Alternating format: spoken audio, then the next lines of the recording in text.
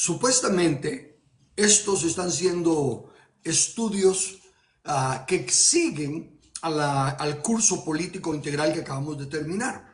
Porque si se dan cuenta, la situación política de la que hablé en el otro curso es por ignorar los principios del manual del Creador para tener una nación con justicia, con paz y prosperidad.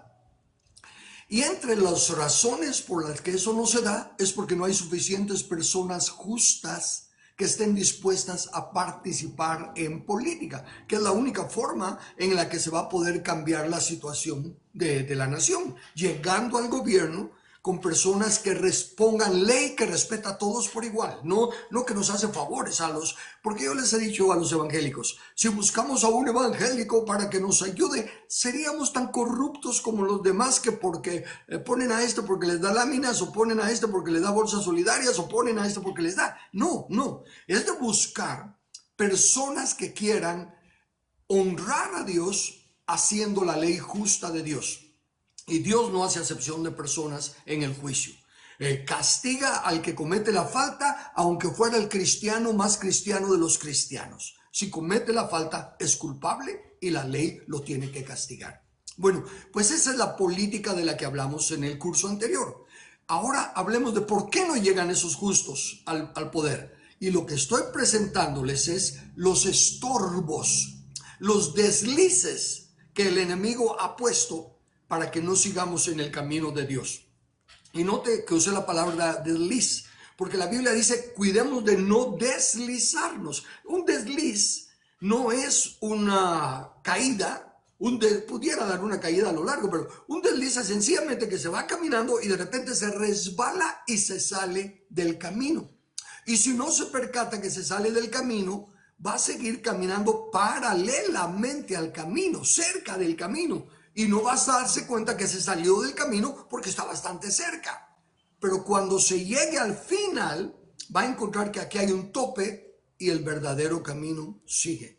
Entonces, lo que yo estoy tratando de hacer es quitar los topes, los deslices, para que regresemos al camino. ¿Y cuál es el camino? Si el manual del Creador es infalible, es la única autoridad y la única verdad, y si Dios es como se nos define en el manual del Creador, inmutable, que no cambia, su voluntad, la cual expresó desde el principio, fue, vamos a crear al hombre a nuestra imagen y semejanza para que gobierne, para que señoree sobre la creación, para que sojuzgue la tierra. Si eso no se dio fue porque Adán falló. Entonces empezó un proceso de restauración. Recuérdese que restauración no apunta al futuro, apunta atrás, a volver al estado en que se estaba algo. Entonces es un proceso de restauración para restaurar al hombre a la condición que estaba con Dios, de la cual cayó por el pecado. Y todo lo que vimos en la historia de Israel fue la venida de la simiente de la mujer, la cual prometió Dios desde el mero día que cayó el hombre, que habría de restaurarlo todo, y fue Cristo Jesús. Él restauró la comunión con Dios. Entonces, lo lógico, usando el raciocinio, si Dios nos creó para gobernar la tierra, para sojuzgar la tierra, para administrar su tierra y eventualmente darnosla en herencia, usando el raciocinio, ahora que ya estamos en comunión con Dios, ¿qué quiere Él? Que hagamos su voluntad. No tenemos que estar en retiros, en oraciones, en vigilias, buscando la voluntad de Dios. Está clara y explícita desde el principio. Sojuzgar la tierra. Pero ¿cómo sojuzgarla? Ahora con tanta mentira que el enemigo ha metido, con tantas diferentes religiones y versiones privadas de lo que dice la Escritura, no se sabe cómo sojuzgar la tierra. Eso fue lo que enseñamos en el curso anterior. Y ahora vamos a quitar los tropiezos para llegar a esa verdad. Entonces estamos hablando de escatología. Escatología ciertamente significa del estudio de los últimos tiempos o de las cosas finales. Y por eso es que la gran mayoría del cristianismo y aún de los no cristianos, los que han oído al respecto, entienden que los tiempos postreros, le llaman unos, los fines de los siglos, le llaman otros, el último tiempo, dicen otros, y todo eso apunta a un futuro que, fíjese, es un futuro que debe ser un futuro lejano, en los tiempos postreros, pero un futuro lejano comenzando ¿cuándo? Porque ya llevamos más de 2000 años en el cristianismo. ¿No cree usted que lo que se predicó y se profetizó aún cientos de años antes de Cristo? ¿No cree usted que eso ya son tiempos súper postreros? ¿No cree que estamos en tiempos súper finales? Entonces, ¿por qué no se ha dado nada? Precisamente por eso. Porque estamos jugando con la palabra tiempos postreros, tiempos finales, y luego le añadieron señales del fin.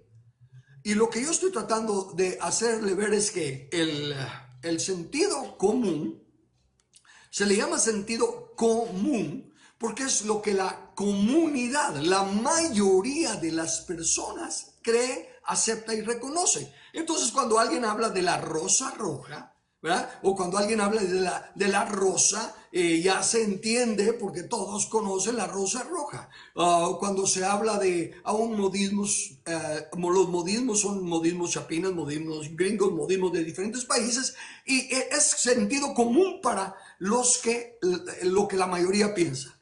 Y en términos religiosos, en términos, voy a decir bíblicos, pero bíblicos distorsionados, deslizados, la mayoría interpreta los tiempos finales como el fin del mundo, como una etapa catastrófica, que caen estrellas del cielo, que se derrite el hielo, que sale humo de la tierra y las plagas, etcétera, etcétera.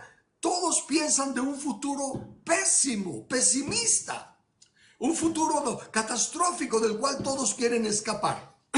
Sin embargo, el problema está que esas cosas pensadas por personas que dicen creer que Dios es omnipotente, que la Biblia es el manual del Creador, es la verdad, y que creen en la palabra de Dios, esas personas tienen una vida, como el apóstol Santiago dice, una persona de doble ánimo. Porque por un lado le temen al futuro, le temen a la catástrofe que viene por delante. Pero por el otro lado, y no solo le temen, sino que están luchando y clamando con qué hacemos para detener esta corrupción, qué hacemos para detener esto, porque las cosas se están poniendo mal y mal. Están temiéndole a un futuro catastrófico. No quieren el futuro catastrófico, pero dicen que Dios dice, que la palabra de Dios dice que tiene que pasar. Entonces yo quiero llamarlos primero a que usen el raciocinio, ya no el sentido común, porque todos piensan en la catástrofe, todos piensan en el mal. Entonces, claro, cuando hablo con fulanito, ¿ves cómo están las cosas de malas? Sí, vos, y se van a poner peor. Y te enteraste que ahora, sí, ese es el sentido común en el aspecto religioso de los fines de los siglos, de los tiempos postreros. Todo es terror, todo está terriblemente mal. Entonces yo quiero que ahora deje el sentido común, razone. Si yo creo que la Biblia dice que tiene que venir un líder satánico llamado la bestia, que va a gobernar el mundo y que va a todo el que no reciba su marca en la frente o en la mano, no va a poder comprar, no va a poder comer, y entonces va a venir va a matar, va a perseguir a todos los que no quieran creer en el Señor. Y va a pasar todo eso. Si yo creo eso, si es eso lo que estamos pensando, ¿por qué estamos luchando contra ello? Si Dios dice que va a pasar, ¿no se supone que los que decimos creer en Dios debiéramos estar trabajando para que eso pueda pasar? Razón. Si decimos que Dios dice que eso tiene que pasar, hay más aún. Si se supone que cuando eso pase, entonces va a venir el Señor a rescatar a la iglesia. Al rapto, como le llaman, que no está correcto, ¿verdad? No existe. Rapto en español es un delito penado y el Señor no va a cometer ningún delito. Pero entendamos pues que va a venir el Señor a llevarnos al cielo en medio de ese problema. Óigame, si eso es lo que la Biblia dice y si eso es lo que el cristianismo cree, entonces ¿por qué estamos va a luchar en contra de que eso se dé? En primer lugar, estaríamos en contra de lo que Dios dice que tiene que pasar. Y en segundo lugar, si esa es nuestra esperanza de rescate, ¿por qué no apurarla? ¿Por qué no le echamos la mano y nosotros nos ayudamos a hacer las cosas más terribles? No, nosotros no podemos hacer eso. Entonces, ¿qué hay ahí? Un doble ánimo. Por un lado piensa que tiene que pasar porque la Biblia lo dice. Y por el otro lado, no quiere que pase. Personas de doble ánimo son inestables en todos sus caminos. Ahora, ¿la Biblia lo dice? No. La Biblia no dice eso. Sí lo dice, pero para otro tiempo, que ya pasó. Porque recuérdese, tiempos postreros, todos los tiempos, por ejemplo, pongamos, si las cosas comenzaron, ¿qué? 2000 años antes de Cristo, que sería poco, ¿no? Póngale 4000 años antes de Cristo. Lo que dijeron los profetas, cuando, aún antes de que viniera Cristo, ya eran tiempos. Hola, ¿qué está haciendo, amores? ¿Alguien tiene un ¿Qué micrófono está haciendo, amores? Hey, Claudia, mira que tiene el micrófono abierto, por favor.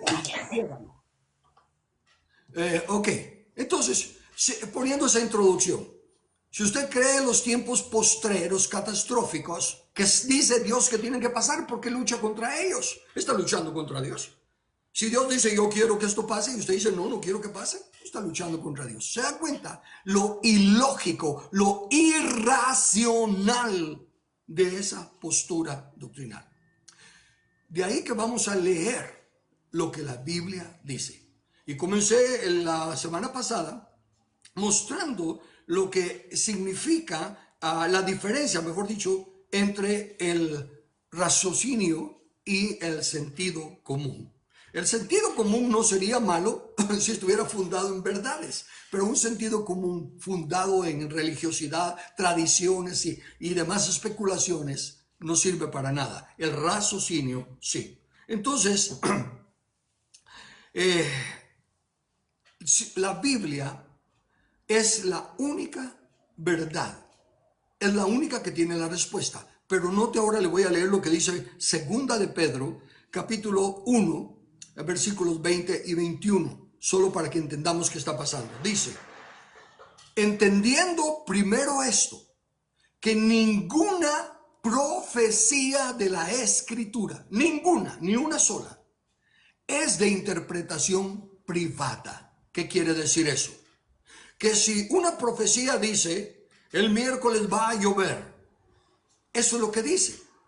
Y si viene un erudito, estudioso de la Escritura, que sabe que la lluvia puede significar problemas y la lluvia puede significar vida para las plantas, en fin, y dice, entonces no dice que el miércoles va a llover, sino que viene una tremenda bendición para la tierra o que viene una inundación para...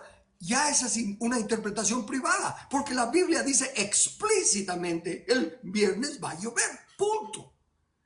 Así es con las profecías. Las profecías, como le voy a mostrar, dicen explícitamente algo que cualquiera que sepa leer en español, en nuestro caso, porque la Biblia está en español, y respete lo explícito de las Escrituras, lo puede entender.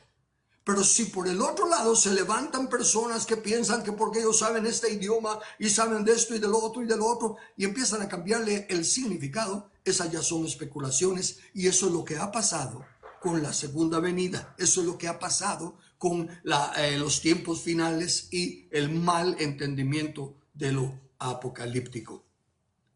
Le voy a leer ahora Hebreos 4:12. Bueno, terminé, pero no terminé. Dice, porque la palabra de Dios es ninguna de las escrituras, déjenme regresar a mis letras aquí, ninguna de las escrituras de profecía, de las escrituras de interpretación privada, porque nunca la profecía fue traída por voluntad humana. Ok, razonemos. Si no vino por voluntad humana, ¿por la voluntad de quién vino? La de Dios. Usó instrumentos humanos porque Dios nos creó, nos delegó la autoridad del planeta Tierra, y todo lo que Él mismo hace en la Tierra lo hace a través de hombres imperfectos, pero es Dios el que lo está haciendo. Entonces vino por voluntad humana, sino que los santos hombres de Dios hablaron siendo inspirados por el Espíritu Santo. Si lo que estas personas escribieron, porque para nosotros es escrito, pero ellos lo hablaron en aquellos días, fue inspirado por el Espíritu Santo, ¿quién tiene autoridad para decir que no es así como está escrito?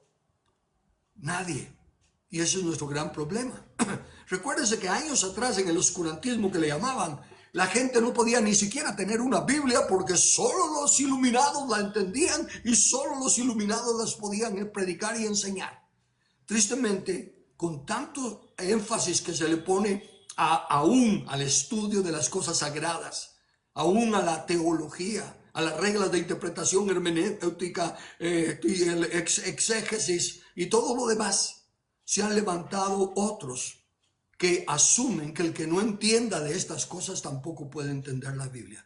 Y están tratando de regresarnos a la época de la oscuridad con estas interpretaciones falsas, fuera de raciocinio. Entonces, todo lo que el estudio y entendimiento de la Biblia debe de ser basado en un fundamento sólido, que es la misma Biblia. Le leo ahora Hebreos 4:12. Porque la palabra de Dios es viva y eficaz, y más cortante que toda espada de dos filos, que penetra hasta partir el alma y el espíritu, a partir, separar entre el alma y el espíritu, entre las coyunturas y los tuétanos, y discierne los pensamientos y las intenciones del corazón. ¿Qué regla de interpretación discierne los pensamientos y las intenciones del corazón? ¿Qué exégesis hay que hacer para interpretar los pensamientos y las intenciones del corazón? ¿En qué clase de teología aprendemos a interpretar los pensamientos y las intenciones del corazón? Perdone mi sarcasmo, pero quiero que despierte. No hay razones. Si el Dios, el creador del universo, el único conocedor de la verdad, el único conocedor de lo que es bueno y lo que es malo, el omnisciente, ¿cómo van a haber reglas de interpretación que digan cuando nosotros leemos, por ejemplo, que la parábola de la levadura, el reino de los cielos es semejante a una medida de levadura que una mujer escondió en la harina hasta que todo fue leudado? Gloria a Dios, el reino de Dios como levadura está leudando toda la masa hasta que todo es llenado. ¿Quién dice eso? Las reglas de interpretación de la parábola, las reglas de interpretación y esto y lo otro. ¿Pero qué dice la Biblia? Porque la Biblia es la que interpreta la Biblia. Leemos en la Biblia, a lo largo de la Biblia, que la levadura se presenta como algo malo. Guardaos de la levadura de los fariseos, que es la hipocresía. Lo que es más, en el llamado Antiguo Testamento dice claramente que ninguna cosa leudada subirá a la presencia de Dios con olor grato. Y entonces, en todos lados dice la levadura es mala, levadura es mala. Pero ahora, como la regla de interpretación dice que la levadura representa el reino, pero, a ver, si Dios me ha dicho que me guarde la levadura, que me despoje de la levadura, que nos despojemos de la levadura para que seamos harina blanca, harina limpia, como Dios dice que debe de ser, ¿cómo es ahora que Él va a usar algo malo? Algo mismo de lo cual Él dijo, cuídense, guárdense de la levadura, para compararla con su reino glorioso. Pero hermano, usted mismo está diciendo que hay que leer lo que dice la Biblia. Y dice, el reino de los cielos es como la levadura. Sí, de acuerdo. Ahora bien, el reino de los cielos está en una condición. Es como la levadura que una mujer me escondió en la harina hasta que todo fue leudado. Y eso es lo que tenemos en la actualidad. El reino de los cielos, no todo el mundo, todos los que predican mencionan el reino de Dios, el reino de Dios. El reino de Dios está aquí porque hay señales y prodigios. El reino de Dios está aquí porque estamos alcanzando a las almas. El reino de Dios está aquí por el reino de Dios, el reino de Dios, el reino de Dios. Y no hay tal reino. Lo que tienen es lo leudado de la doctrina que vino a inflar el reino a una cosa que no es reino. Ha perdido su pureza el reino. Porque si fuera el reino, ¿dónde está la venida del rey? Que es la que estamos esperando. Para que venga a tomar su trono y que todas las naciones vengan a ser del reino de Dios, como dice la Escritura. Entonces se da cuenta, sencillamente porque algunos de buen corazón, de buena voluntad y todo lo demás han hecho las reglas de interpretación y todo lo demás. Pero ¿cómo puede ser seres humanos que aunque digan que son guiados por el Espíritu Santo y tal vez lo son para muchas cosas en lo que están en su ministerio, pero nunca para llevarle la contraria al escrito está?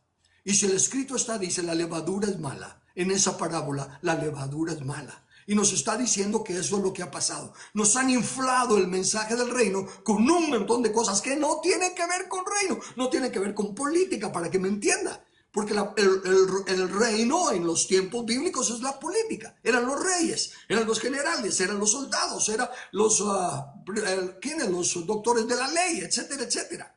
Entonces el reino de los cielos hoy en día es política. ¿Y dónde está el reino de Dios ahorita? Está lleno de levadura. Aún los evangélicos que llegan al poder no entienden el reino de Dios. Tratan de hacer el bien, van con buenas intenciones, pero están con una cosa inflada, con una cosa leuda, no es pura. Eso es lo que le estoy tratando de decir. Y usted razone. Si la Biblia dice, si Jesús mismo dice que la levadura es mala, ¿cómo va a ser posible que Él usara algo malo para definir el reino de Dios? No define el reino de Dios, define el daño que se le ha hecho al reino de Dios y el cual nosotros, como está con levadura, que es más dulce, nos lo hemos tragado todo. Eso es lo que está diciendo ahí. Entonces, no hay reglas de interpretación para el reino en misterio. Si el misterio escondido, nadie del llamado Antiguo Testamento, ni los profetas, ni los grandes escritores, ni nadie lo entendió, y aún en el tiempo de Jesús solo se lo enseñó él a sus discípulos y les costó entenderlo a ellos oyéndolos de Jesús. ¿Cómo se atreven ahora a querer interpretar las profecías por medio de reglas de interpretación de hombres que, aunque sean cristianos y sean llenos del Espíritu Santo, no pueden estar inspirados por el Espíritu Santo para llevarle la contraria a lo que el Espíritu Santo inicialmente inspiró? Así de sencillo. Lógica, raciocinio, que es lo que necesitamos. Entonces, de esa premisa surge la aplicación, la regla máxima. La Biblia interpreta a la Biblia.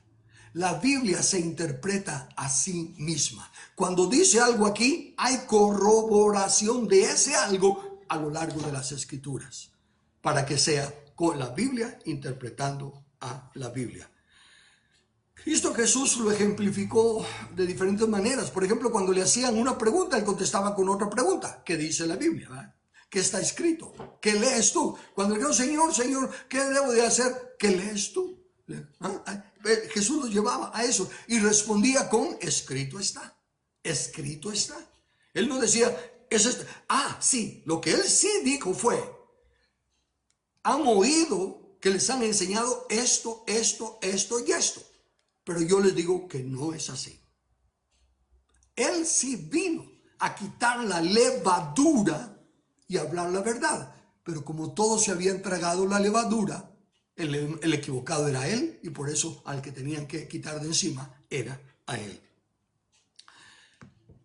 Aún los mismos discípulos de Jesús, solo para que se dé cuenta, caminaron con Jesús, oyeron a Jesús, estuvieron con Jesús en todo aspecto.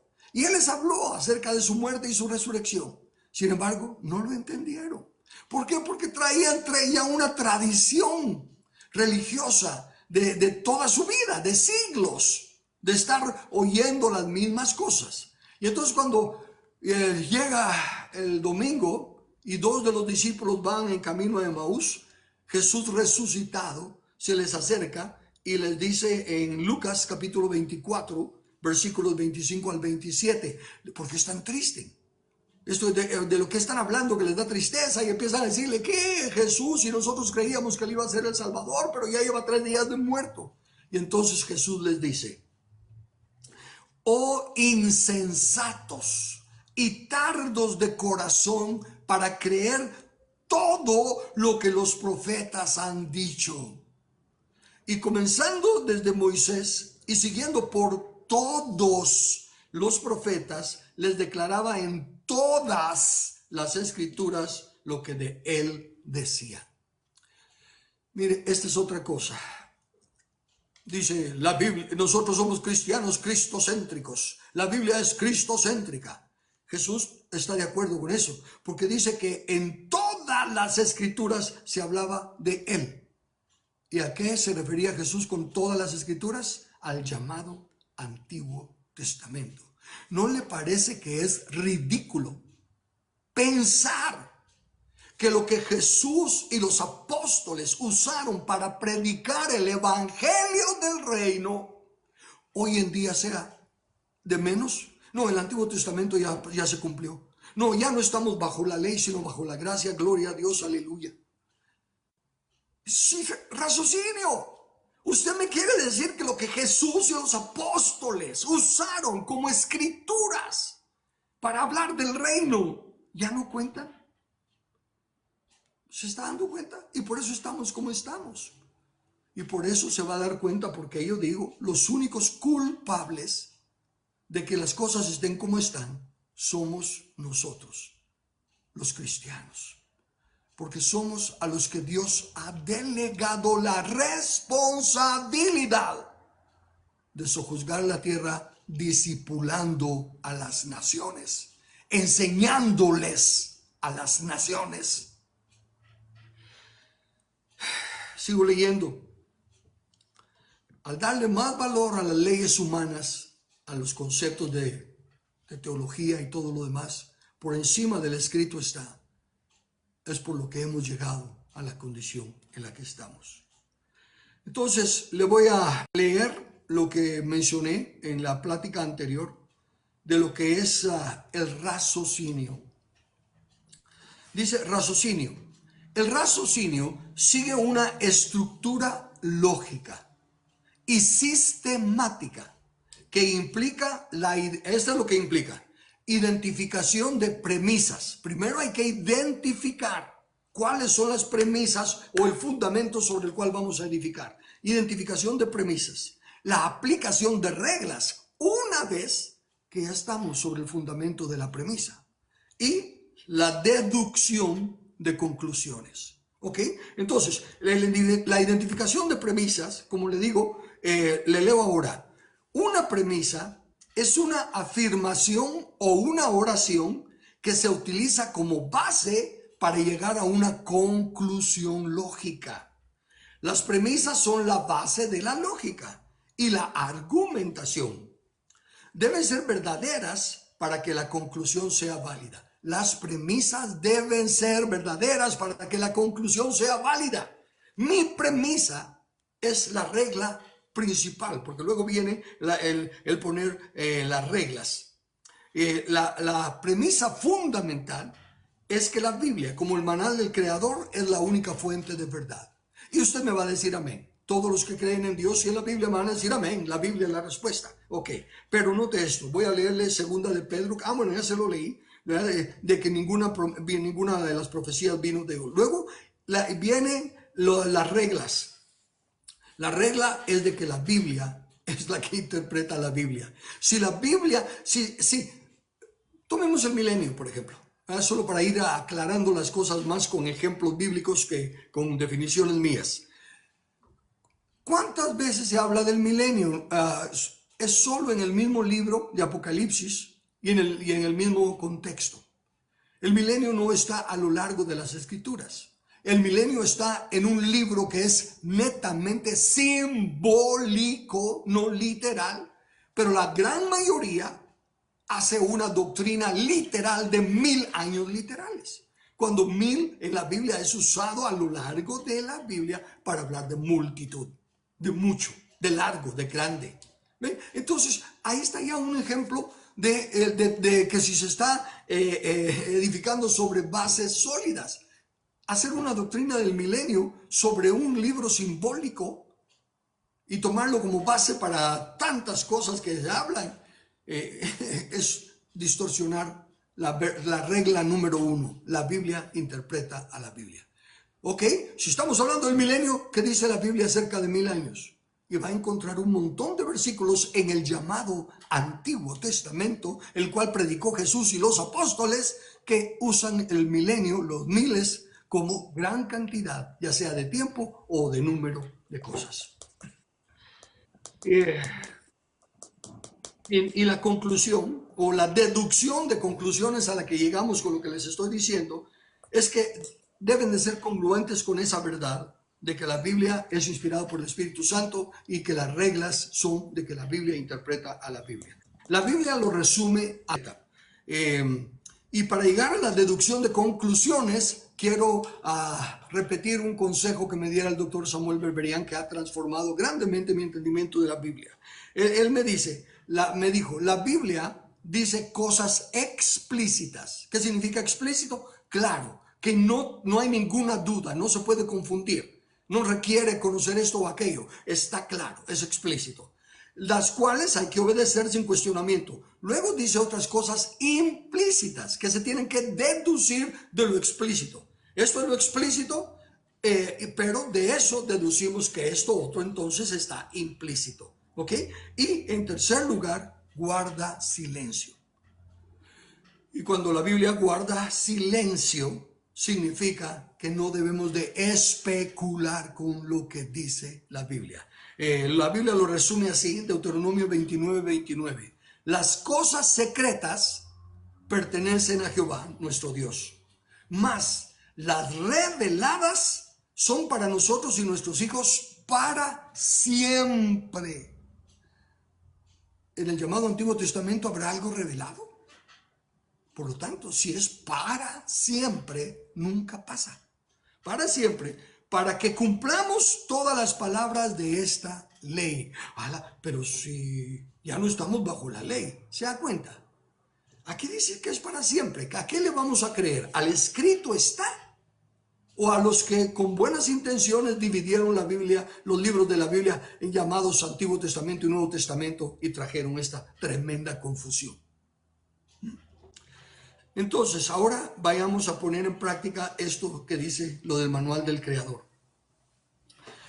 Si aceptáramos esto, de que la Biblia está escrita para que la entendamos todos, aunque no sepamos de reglas. La primera vez recuerdo que una persona muy apreciada, muy respetada, me pidió que si yo podía enseñar sobre homilética. ¿Verdad? Entonces yo le contesté, lo único que yo sé de homilética es con jamón y huevo, haciendo un chiste del omelette, para darle a entender, para decirle que en realidad no, yo no he estado como alumno en ningún seminario, yo no he estado como alumno en ningún instituto bíblico, yo no tengo ningún título de licenciatura, o mucho menos de doctorado en teología. Lo que yo tengo es una disciplina de leer la Biblia todos los días y todos los años, de principio a fin, e ir recibiendo la misericordia y la gracia de Dios de ver las cosas y darme cuenta, esto es lo que dice esto. ¿Sé de las reglas de interpretación? Sí, porque me hablaban tanto de ellas y esto y lo otro. Pues estudié las reglas de interpretación. Las estudié por mi cuenta. Ahora, uno puede ser autodidacta.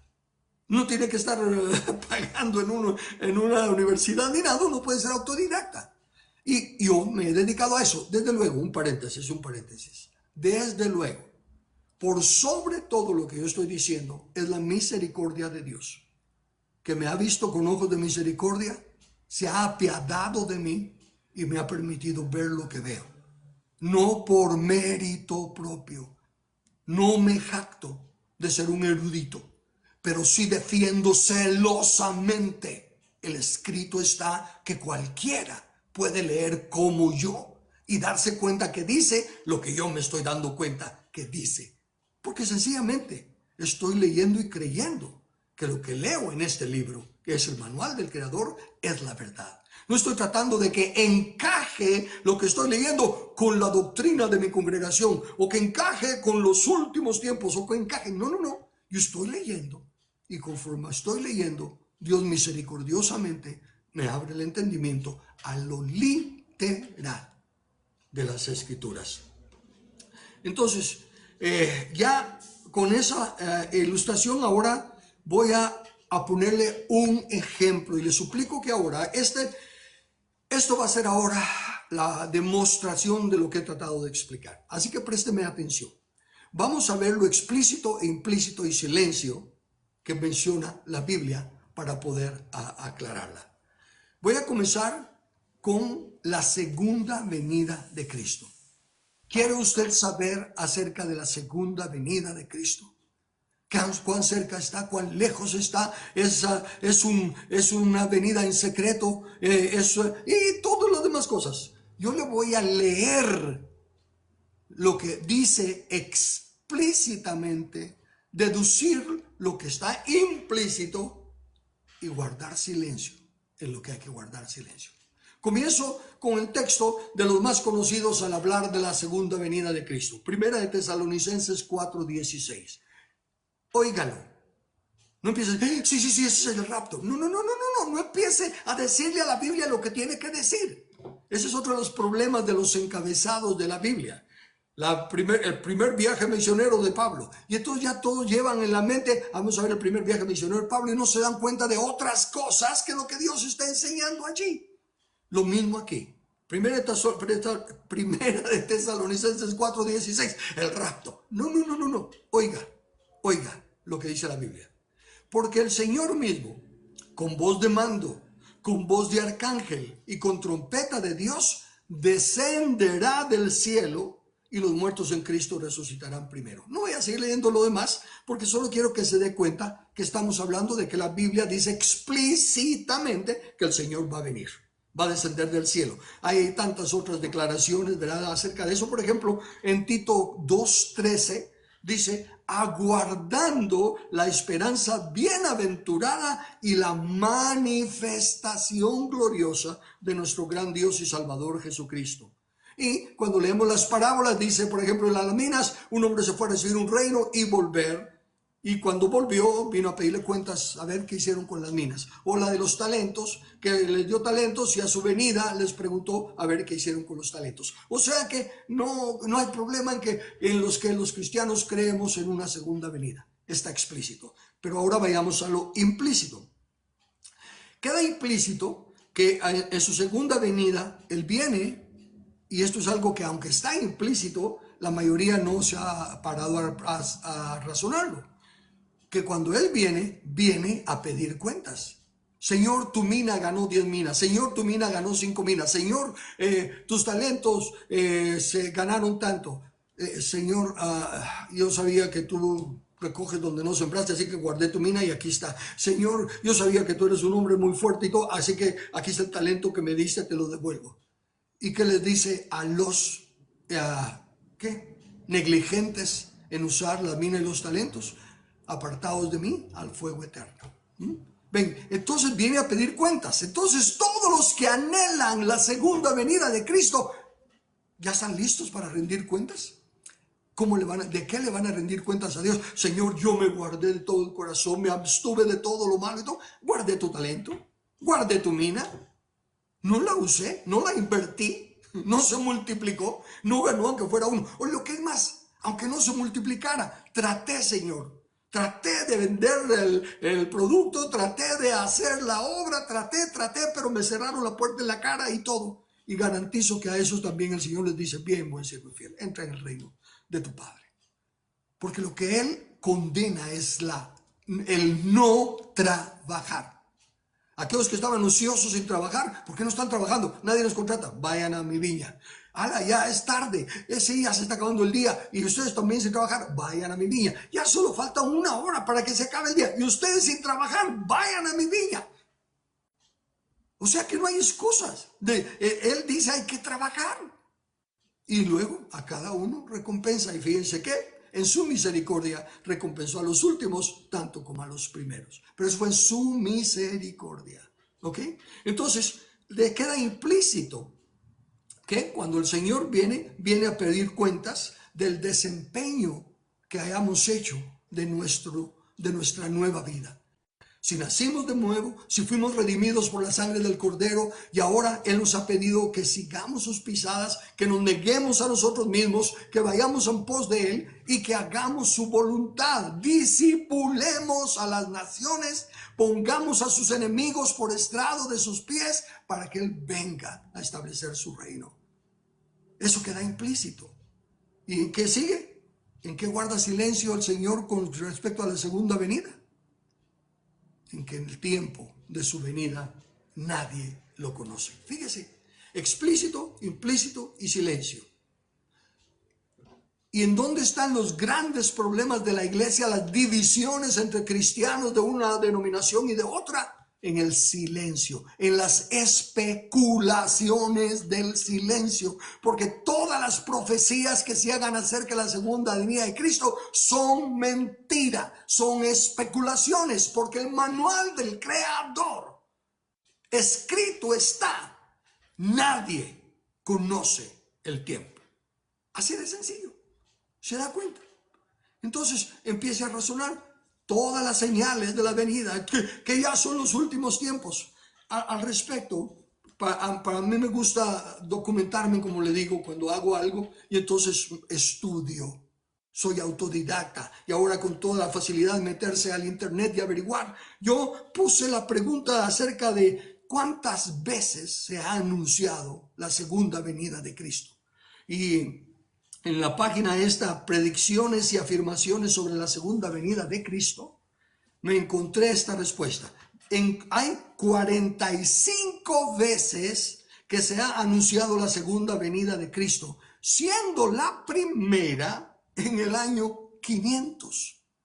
Fíjese, desde el año 500 se empezó a anunciar la segunda venida de Cristo y la última registrada es en el 2021. Vaya, pero no voy a leerle las 45 porque también usa nombres de personajes que tal vez usted sí las conoce, yo no. Y para qué, al fin y al cabo a mí no me interesan los nombres de los personajes, pero escogí 3 porque esos personajes sí he oído los nombres y sé de qué tratan. Entonces le voy a leer que Hipólito de Roma, Sexto Julio Africano e Ireneo, estos 3 teólogos cristianos, predijeron que Jesús volvería en el año 500. Y note lo que sigue. Una predicción se basó, ¿en qué se basó? En las dimensiones del arca de Noé. Especulación. Sí, porque como el arca de Noé medía tanto, entonces Jesús viene en el año 500. Vale, ok, ahora me salto ya bastante hasta el año 1836. Esa sería la fecha de la venida, pero fue así. John Wesley, por eso fui a esto, porque fue el fundador de la iglesia metodista. John Wesley escribió que Apocalipsis 12:14 se refería a los años 1058 hasta el 1836, cuando Cristo habría de venir, en 1836. Y luego me salto ya más cercano al 1980, porque fue cuando yo todavía estaba ahí viendo cómo Hal Lindsey escribió el libro The Late Great Planet Earth. Es el difunto gran planeta Tierra, sugiriendo que Cristo regresaría en la década de 1980, probablemente no más tarde de 1988. 45 veces desde el año 500 se ha venido predicando la segunda venida, el tiempo de la segunda venida de Cristo, de cuándo va a venir Cristo. Ahora, ese es el sentido común. Todos saben que ya va a venir, estamos cerca. Recuerdo predicadores que hasta decían, no sé si terminaré este mensaje porque el Señor puede venir repentinamente por nosotros. Ese es el sentido común, pero basado en una mentira. Totalmente contrario al raciocinio. El árbol se conoce por su fruto. ¿Qué frutos ha dado por todos estos siglos? Todas esas especulaciones falsas sobre algo que Dios dice, escrito está. Nadie conoce el tiempo, el día y la hora nadie lo conoce. Ni el Hijo, solo el Padre. Entonces, si él dice ni el Hijo, solo el Padre, porque hay tantos teólogos y tantos profetas y tantos otros que saben más que el Hijo y que saben más que Dios. Eso es lo que pasa. Y usted prefiere creerle a esos que al escrito está. Porque ¿saben qué? La pereza también. La haraganería. Es que no entiendo. Y no leen. Oígame, yo soy el que menos récord, no récord, sino que méritos tengo para estar hablando de enseñar la Biblia. Fui un haraganote en la escuela. Así que Dios tuvo misericordia de mí, me rescató y me fue guiando. Claro, asistí a las congregaciones, seguí las enseñanzas y todo lo demás, pero empecé a leer la Biblia por mí mismo. Y cuando encontraba algo que no entendía, buscaba respuestas. Y Dios tuvo misericordia. Pero déjame seguir adelante. Resumamos entonces lo que el raciocinio dice de la escatología. Su premisa, para que sea el fundamento, es que el manual del Creador es la única fuente de verdad sobre la escatología. Dios es el único que conoce el presente, el pasado, el presente y el futuro. Es el único que habla con autoridad acerca de los tiempos. La mayoría de los eruditos, tristemente, algunos ya han caído en el error de pensar que por el conocimiento que es tan bueno, que ayuda tanto, como les digo, yo conozco las reglas de interpretación, las he estudiado, conozco la hermenéutica, la he estudiado, conozco todo lo que es de estudiar la Biblia, me interesa y lo he estudiado, pero nada toma el lugar del escrito está. Y ninguna regla que me quiera decir, no, eso es lo que estás leyendo, pero no, en la Biblia, en la regla de interpretación tal y tal y tal, la hermenéutica dice que, cuando está escrito, escrito está. Ahí sí que como dijo Pilatos cuando le dijeron que no escribiera que Jesús era el rey de los judíos, él dijo, lo que he escrito, he escrito. Y yo tomo así, lo que está escrito en la palabra es lo que está escrito. Entonces, el problema con los teólogos actuales es que no aceptan la regla principal de que la Biblia es la que interpreta a la Biblia. La Biblia se interpreta a sí misma. Y si la Biblia dice la levadura es mala también en la parábola de la levadura.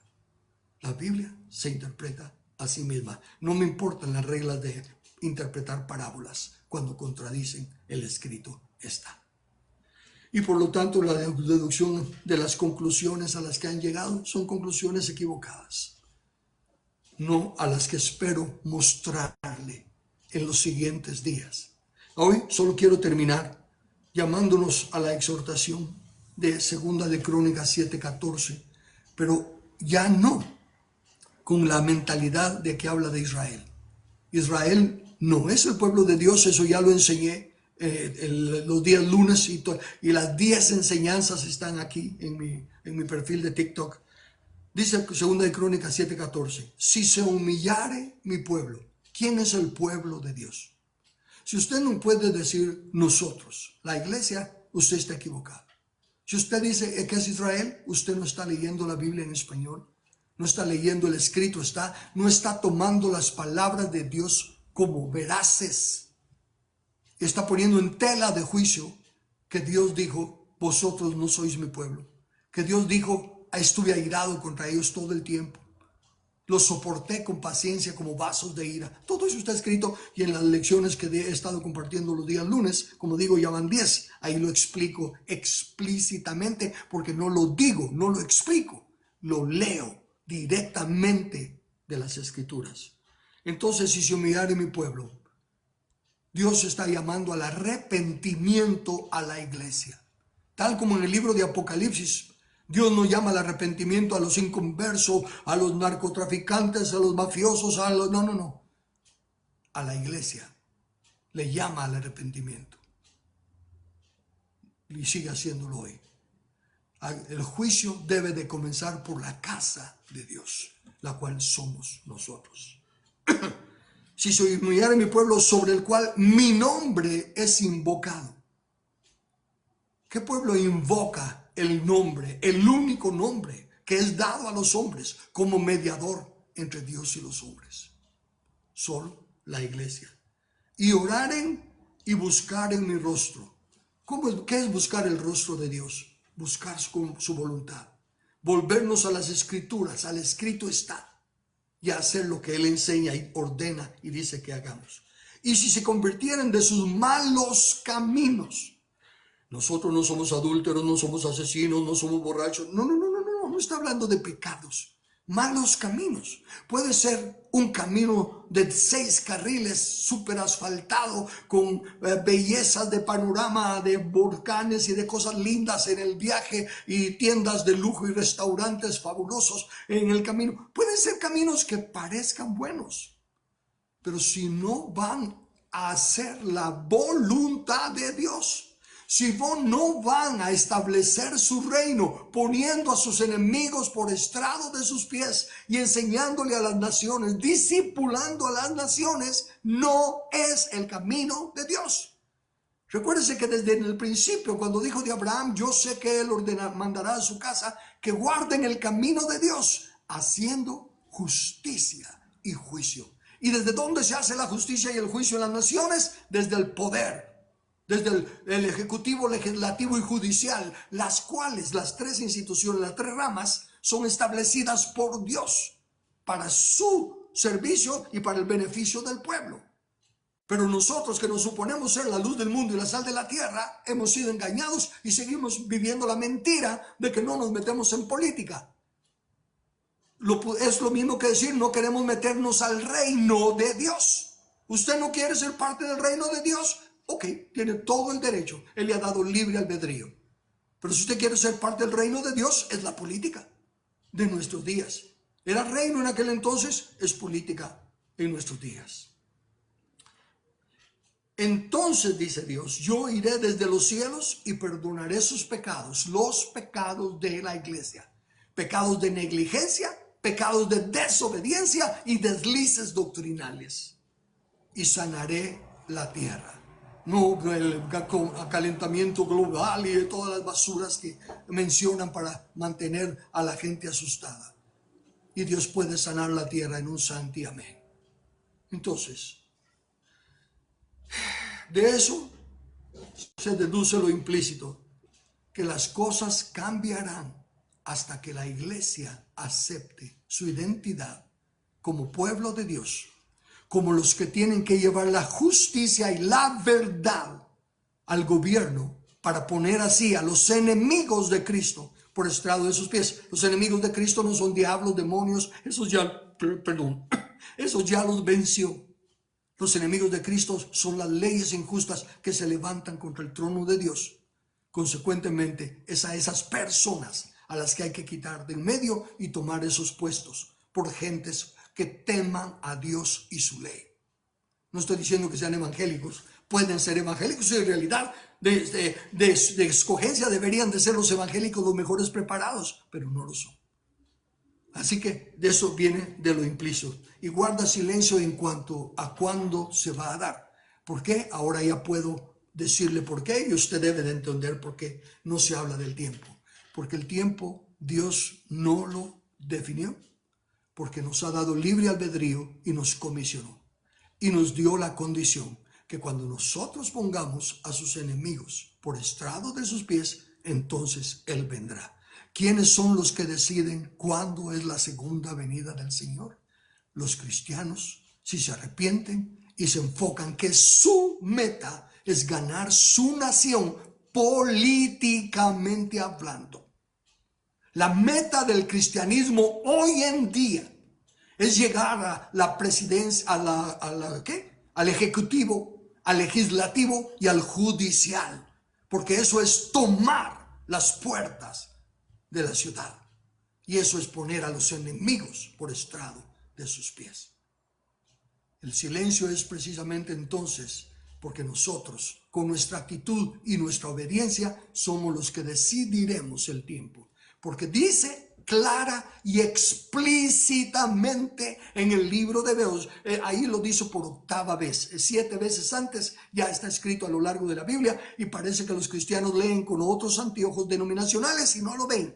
Pero el último versículo de los 8 dice literalmente en el libro de Hebreos: de manera que Jesús está sentado a la diestra del Padre, esperando hasta que sus enemigos sean puestos por estrado de sus pies.